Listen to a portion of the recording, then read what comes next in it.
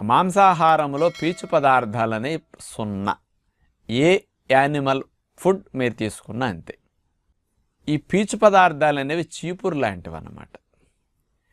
మనం తిన్న ఆహారంలో మాంసంలో పీచులు ఉండవు కాబట్టి ఆహారం మొత్తం అరిగాక ఇది మొత్తం బ్లడ్లోకి వెళ్ళిపోతుంది. శరీరంలో ఉండే వ్యర్థాలన్నీ మనకు ప్రేగుల్లోకి వస్తుంటాయి అన్నమాట. డీటాక్సిఫికేషన్ అనేది లివర్ చేసి ఆ బైల్ జ్యూస్ ద్వారా వ్యర్థాలను ఇటు పంపిస్తుంది.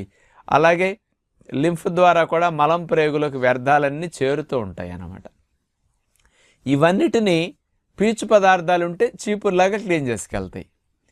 మాంసాహారం తినే వాళ్ళకి ఈ పీచు పదార్థాలు 0 వల్ల ఇవన్నీ క్లీన్ చేయటానికి ఏమీ లేక చీపురు లాంటిది ఇవన్నీ ఉండకట్టేసి గడ్డలాగా అయిపోయి ఇక జరగవన్నమాట. నల్లగా అయిపోతాయి, కుళ్ళుతాయి,